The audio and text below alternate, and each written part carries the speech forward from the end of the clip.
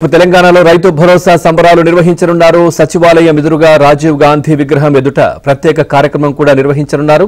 ఇవాళ కేబినెట్ సమావేశం అనంతరం ప్రకటించనున్నట్టుగా తెలుస్తోంది. దీనికోసం రాజీవ్ గాంధీ విగ్రహం వద్ద స్థలాన్ని మంత్రి తుమ్మల నాగేశ్వరరావు పరిశీలించారు. సిఎస్ రామకృష్ణరావు కూడా పరిశీలించారు. అతి తక్కువ కాలంలో 9 రోజుల్లో 9,000 కోట్లు రైతుల యొక్క ఖాతాల్లో జమ చేసినటువంటి ఏకైక ప్రభుత్వం రేవంత్ రెడ్డి గారి ప్రభుత్వం.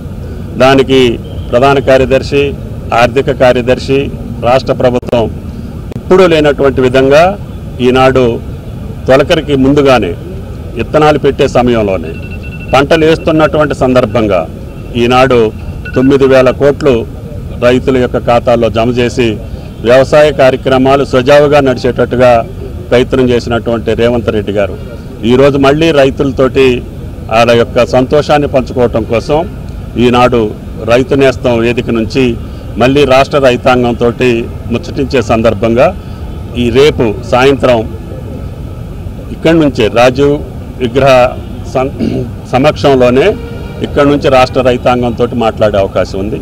దాంట్లో ఈ సంవత్సరాల కాలంలో రైతాంగానికి చేసినటువంటి మేళ్లన్నింటినీ కూడా ఒకసారి రైతాంగానికి గుర్తు చేసి రైతు సుభిక్షంగా ఉండాలని, రైతు యొక్క పంటల్ని ఎప్పటికప్పుడు మానిటరింగ్ చేస్తూ కొనుగోలు చేస్తూ రైతుకు ఏ ఇబ్బంది లేకుండా చేసినటువంటి ముఖ్యమంత్రి గారికి రైతాంగం తరఫున అభినందనలు తెలియజేస్తున్నాను.